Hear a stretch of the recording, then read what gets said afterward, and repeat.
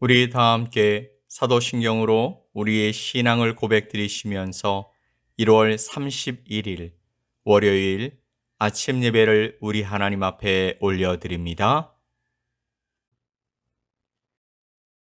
나는 전능하신 아버지 하나님, 천지의 창조주를 믿습니다. 나는 그의 유일하신 아들, 우리 주 예수 그리스도를 믿습니다.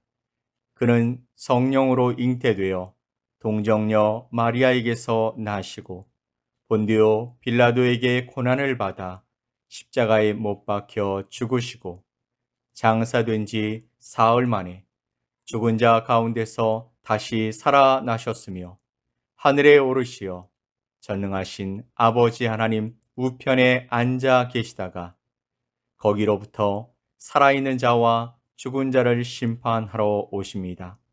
나는 성령을 믿으며 거룩한 공교회와 성도의 교제와 죄를 용서받는 것과 몸의 부활과 영생을 믿습니다. 아멘.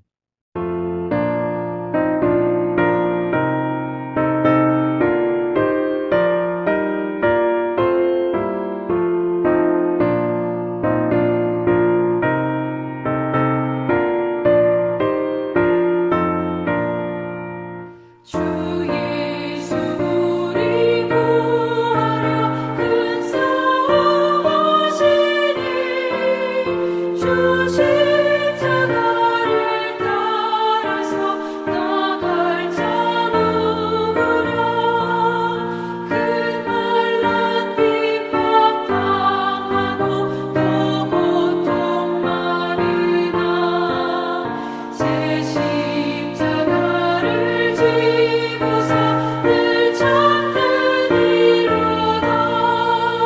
주 예수 고난 당할 때 저 원수 위하여 죄 용서함을 빔같이 또 빌 자 누구랴.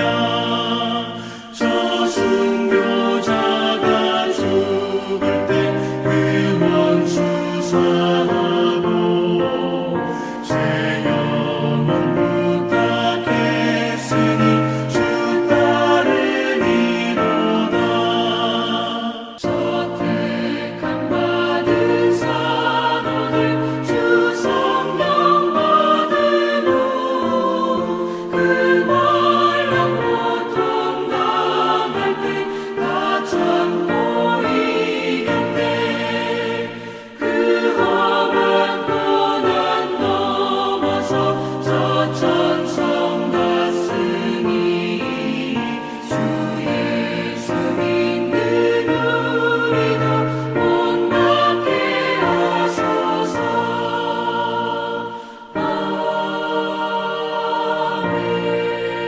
아멘. 오늘 함께 보실 하나님의 말씀은 사도행전 6장 8절로 15절 말씀입니다. 사도행전 6장 8절로 15절 말씀을 우리 함께 보겠습니다.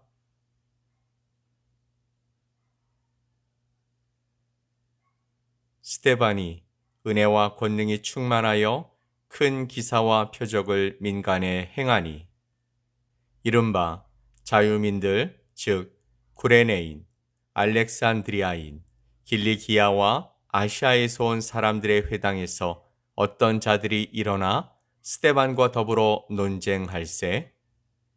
스데반이 지혜와 성령으로 말함을 그들이 능히 당하지 못하여 사람들을 매수하여 말하게 하되 이 사람이 모세와 하나님을 모독하는 말을 하는 것을 우리가 들었노라 하게 하고 백성과 장로와 서기관들을 충동시켜 와서 잡아가지고 공회에 이르러 거짓 증인들을 세우니 이르되 이 사람이 이 거룩한 곳과 율법을 거슬러 말하기를 마지 아니하는도다. 그의 말에 이 나사렛 예수가 이곳을 헐고 또 모세가 우리에게 전하여 준 규례를 고치겠다 함을 우리가 들었노라 하거늘 공회 중에 앉은 사람들이 다 스데반을 주목하여 보니 그 얼굴이 천사의 얼굴과 같더라. 아멘. 오늘 본문 8절 말씀을 보면 스데반이 은혜와 권능이 충만하여 큰 기사와 표적을 민간에 행하니라고 말씀하십니다. 초대교회의 7 집사 중 한 사람인 스데반은 은혜와 권능이 충만한 사람이었다라고 말씀하고 있습니다. 하나님은 그를 통해서 큰 기사와 표적을 세상 가운데 나타내셨습니다. 본문에 기록되어 있지는 않지만 스데반도 사도들처럼 병든 사람들을 고치고 귀신을 쫓아낸 것으로 보여집니다. 하나님께서 이러한 기사와 표적이 일어나게 하시는 주요 목적은 믿지 않는 자들이 기적을 통해서 주의 사역자들이 전한 복음에 대하여 확신하게 하기 위함이었습니다. 이로 미루어 보면 스데반도 많은 사람들에게 예수님을 증거했음을 유추해 볼 수 있습니다.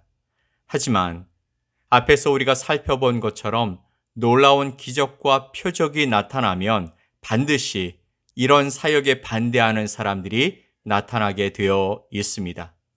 9절 말씀을 보니까 이들은 구레네인, 알렉산드리아인, 길리기아와 아시아에서 온 사람들이었다라고 말씀하고 있습니다.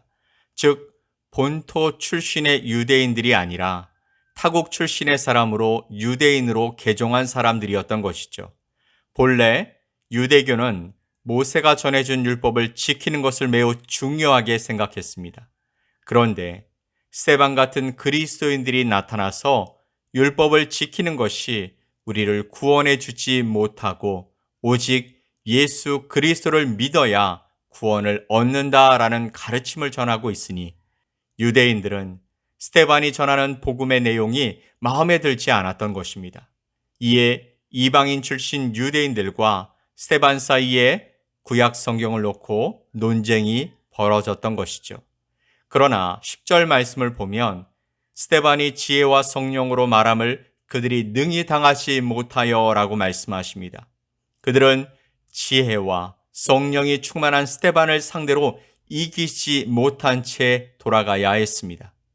자신들의 삶의 터전에서 이방신, 이방 문화 속에서 살다가 유대교가 참된 진리라고 믿고 모든 삶의 방향을 받고 살아가기로 결정한 사람들, 또 원래 유대인으로 이방 땅까지 가서 살기는 했지만 본래 신앙을 지키며 살던 유대인들, 게다가 예루살렘으로까지 와서 성전을 찾을 정도의 열심이 있던 사람들이 아주 이상한 사람과의 논쟁에서 완패해버렸으니 그들이 얼마나 분했을까요?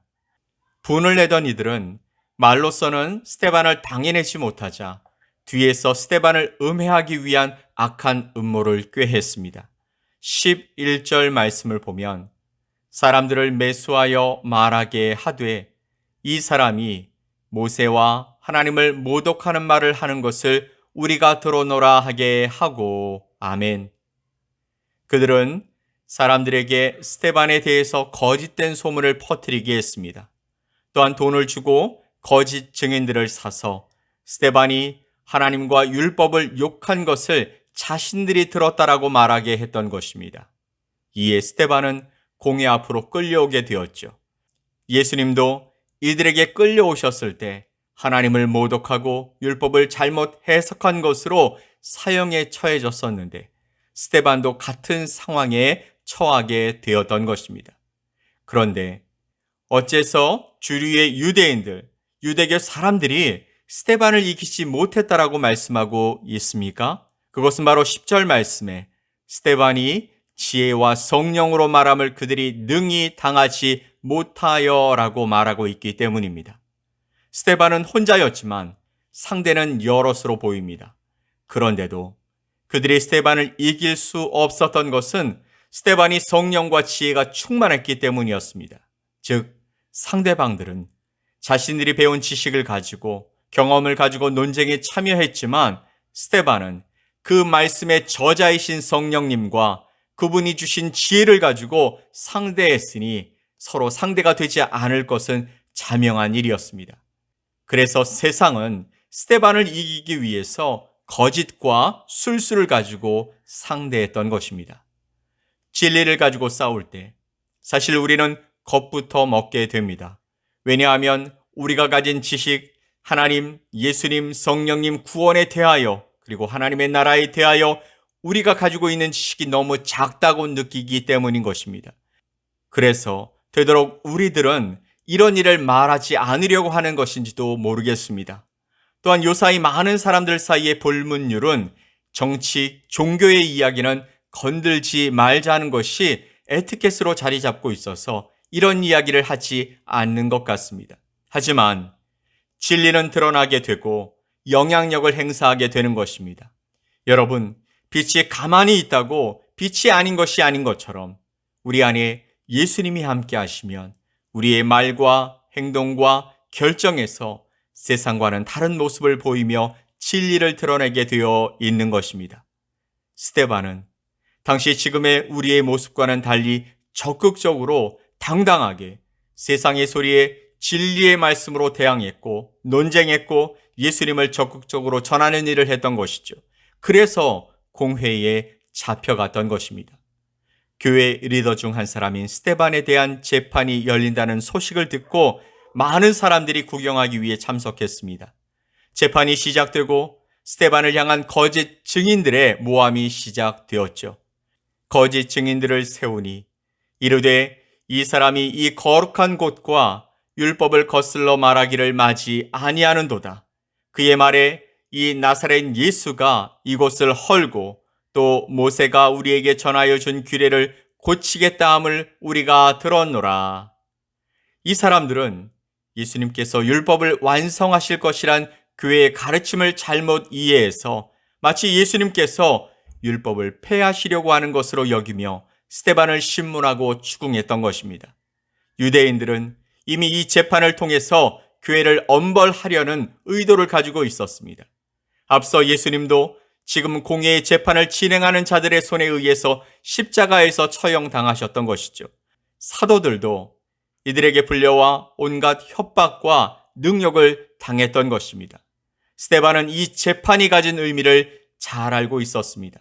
여기서 자기가 말 한번 잘못하면 하나님과 모세의 율법을 모욕했다라는 중죄인이 되어서 돌에 맞아 죽을 수도 있다라는 것을 알고 있었습니다. 그러나 15절 말씀을 보면 공회 중에 앉은 사람들이 다 스데반을 주목하여 보니 그 얼굴이 천사의 얼굴과 같더라. 아멘. 성령이 충만한 스데반은 마음이 담대했고 그는 조금의 망설임도 없이 구약 성경의 핵심 인물들의 삶을 정리해 가면서 얼마 전 예루살렘에서 십자가에 달려 돌아가신 예수가 바로 하나님께서 구약 성경에서 보내주시기로 그토록 약속하셨던 메시아이심을 확실하게 증거했던 것입니다. 그런데 15절 말씀을 읽다 보면 우리에게 주시는 놀라운 교훈을 발견하게 됩니다. 지금 스데반은 자신을 반대하고 자신의 실수를 꼬투리 잡아서 처벌하려는 악한 자들에 둘러싸여 논쟁을 벌이고 있는 중 아닙니까? 그런데 사람들이 스데반을 보니 그 얼굴이 천사의 얼굴과 같더라라고 말씀하고 있다라는 것이죠. 어떻게 이런 일이 가능할까요? 어떻게 그 얼굴 가운데 수심이나 걱정이나 노여움이나 하는 안 좋은 감정들이 없이 천사의 얼굴과 같은 모습을 보였을까요? 이것은 분명 스데반 자신의 힘이 아니었을 것입니다. 스데반을 이야기할 때 계속해서 따라다니는 말은 성령이 충만한 사람이었던 것이죠. 그 안에 성령 하나님이 함께 하심으로 담대함과 평안함과 소망을 더하여 주셨다라는 것입니다. 이것이 세상이 믿는 자들을 두려워해야 하는 이유인 것입니다. 우리 주님은 우리가 세상에서 담대하게 주님의 이름을 증거하고 평안함 가운데 서 있기를 원하시는 것이죠. 사랑하는 성도 여러분, 여러분의 삶 가운데 시련이 있을 때 예수 그리스도께서 우리와 함께 하시면 능히 모든 것을 이겨낼 수 있습니다. 아멘.